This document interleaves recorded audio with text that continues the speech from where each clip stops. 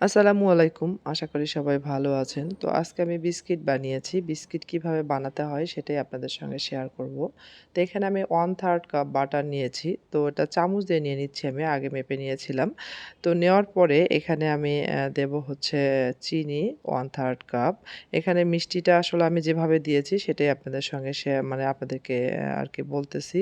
তো 1/3 cup butter, 1/3 cup চিনি নিয়ে নিলাম। এটা ভালো করে মিক্সড করতে হবে। তবে আপনারা চাইলে এখানে ডালডা ইউজ করতে পারেন।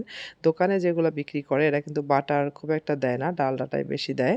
আর এখানে আমি একটা মানে এসেন্স দিয়েছি। এটা হচ্ছে বিস্কিটের মধ্যে আমরা বিস্কিট পাউরুটিতে যে সুন্দর একটি স্মেল পাই, ওই স্মেলটা এটা এই এসেন্সটার মধ্যে পাওয়া যাবে।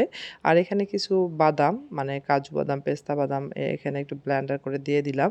এটা কিন্তু না দিলেও চলবে। তবে আমি স্বাদ আরো বেশি মানে পাওয়ার জন্য এই বাদামগুলো দিয়ে দিচ্ছি। দিয়ে এটা সুন্দর করে গুলে নিতে হবে। তো এখানে তাহলে পরিমাপটা হলো 1/3 কাপ বাটার, 1/3 কাপ চিনি আর এখানে হচ্ছে সামান্য বাদাম। আর এখানে আমি দিয়ে দিলাম ১ টেবিল চামচ আ মিল্ক পাউডার। আর এখানে আমার আটা লেগেছে টোটাল ১ কাপ। আমি কয়েক ধাপে আটা দিয়েছি। তো এটা মাপটা হচ্ছে ১ কাপ আটা লাগবে। তো ১ কাপ আটা দিয়ে দেখেন কতগুলো বিস্কিট তৈরি হয়। বিস্কিটটা কিন্তু খুবই মজার। মানে বাটার আছে যেহেতু, বাটারটা তো খুব ভালো মানের বাটার। যার কারণে বিস্কিটের টেস্টটা এত বেশি ভালো এসেছে যে কি না খেলে এটা আসলে বোঝা সম্ভব না। তো এটা ভালো করে আমি মিক্সড করে নিচ্ছি। নিয়ে পরে এটা হাতের সাহায্যে সুন্দর একটা ডো রেডি করব আমি। তো এইটা আপনারা চাইলে আগেও বললাম যে বাটারের পরিবর্তে ডালডা ইউজ করতে পারেন। কারণ বাটারের কিন্তু অনেক দাম। ভালো ব্র্যান্ডের বাটার কিনতে গেলে আরো বেশি দাম পড়ে।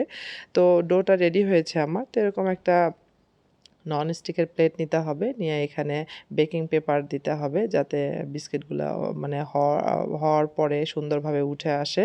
তো বেকিং পেপারটা আমি এখানে সেট করে দিচ্ছি কতটুক লাগে। তো এটা কেটে নিয়েছি। নিয়ে তারপরে দেখতেই পাচ্ছেন যে বিস্কিটের আকারে আমি এগুলা বানিয়ে নিচ্ছি আস্তে, আস্তে।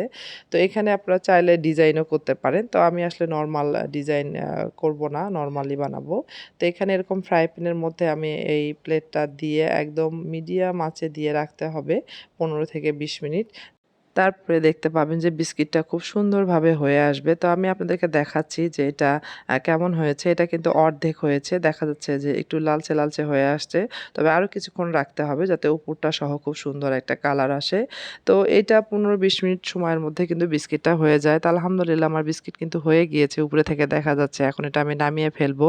তবে চুলার আঁচটা আরেকটু কমিয়ে দিলে ভালো হতো। সমস্যা নেই। এটা আসলে খুবই টেস্টি একটা বিস্কিট। এটা এত বেশি মজা যে কি বলবো।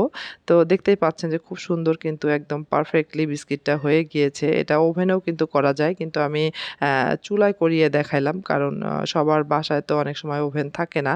তো যার কারণে চুলায় কিভাবে মানে অল্প উপকরণ দিয়ে খুব সহজেই এটা বানানো যায় সেটাই আপনাদের সঙ্গে শেয়ার করলাম।